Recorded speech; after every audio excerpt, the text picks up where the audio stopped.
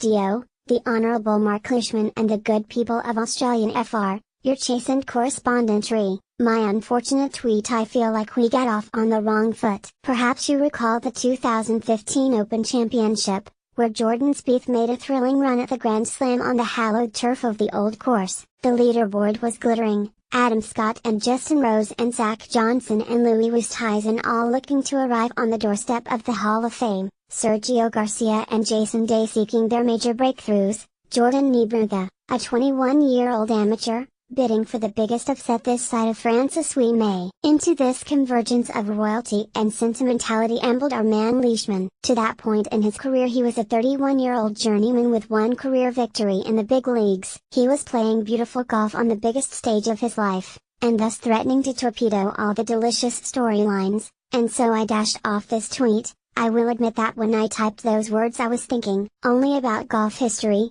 not the moving story of Leishman's wife Audrey, who only a few months earlier had nearly died when she suffered toxic shock in her organs and had to be put in a medically induced coma. She rallied heroically, and after a long absence her hubby returned to golf and played with both an enlarged perspective and newfound freedom. Of course, it is the personal stories of the athletes that make sports so compelling, and while I was singularly focused on Spieth and the other big names, Leishman had captured the hearts and minds of the golfing public with his Cinderella charge at the Open. To say the least, my tweet was not well received. I have always enjoyed the Aussies' colourful slang and, via Twitter, the insults rained down upon me: cockwomble, muppet, asshole, malacca, flog, mug, roaster and sundry others. It became such a thing that actual news stories would run the next day in Australia, with headlines like Marc Leishman subject of insensitive Twitter post.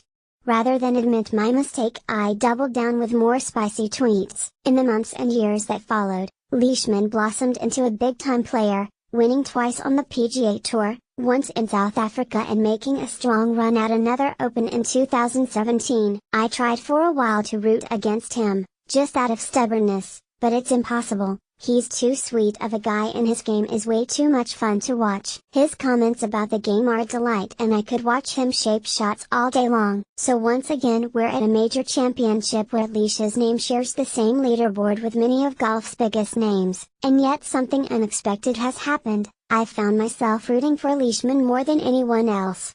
A victory at this Masters by Rory or Ricky or P. Reed would resonate more in the larger sports world, but who cares? I'm all in on Leishman, so, to Marc and Audrey and all of my friends in Oz, I'm sorry. Please forgive me. We're in this together now. Here's hoping we can all cheer Leishman to victory. I'm pretty sure it won't be a letdown. Sincerely, your favorite cockwomble.